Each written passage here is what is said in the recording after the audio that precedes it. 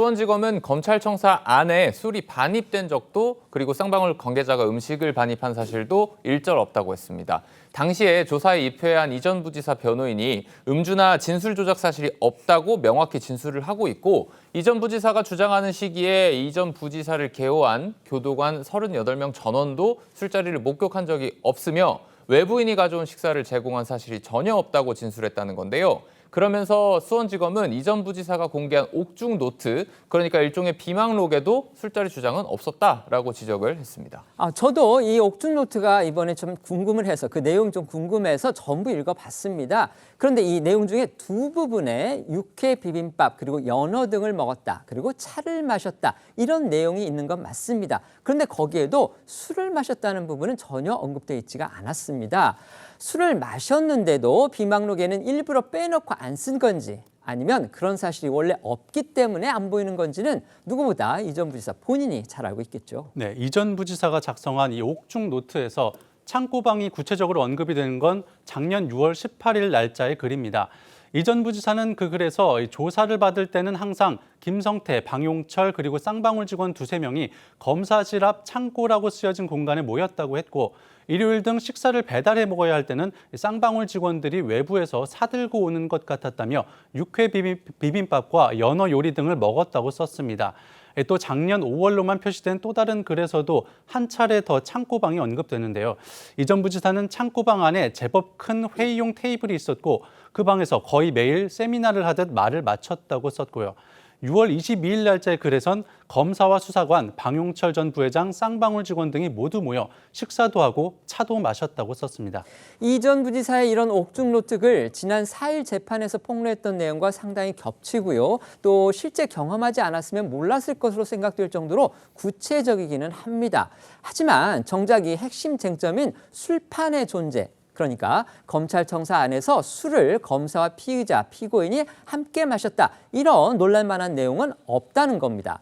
실제 술자리가 있었다면 검찰의 회유 압박 주장을 이 상세히 적은 옥중노트에 굳이 그 대목을 빼고 적을 이유가 있었을까? 이런 의문이 절로 드는 겁니다. 네, 그럼에도 불구하고 이 전 부지사 측은 술자리가 있었다라고 지금 거듭 주장을 하고 있는 건데요. 검찰은 술 반입 자체가, 그러니까 술 반입이 없었으니 음주가 물리적으로 불가능하다라고 밝혔지만 이 전 부지사 변호인은 가능한 일이다라고 반박을 하고 있습니다. 그럼 어떻게 가능하느냐? 수원지검은 이 지하 1층 출입구를 통해서 이 사전 허가된 일반인의 출입이 가능하고 또 출입구 이 검색대 직원이 검사의 지시에 불응해 이 출입자의 물품 반입을 거부하거나 이를 기록으로 남긴다는 것은 상상하기 어려운 일이다라고 주장을 했는데요. 그러면서 김 변호사는 이화영 전 부지사와 이 자신은 이 술자리 회유 주장 이걸 이미 지난해 12월부터 해왔다라는 점도 강조를 했습니다.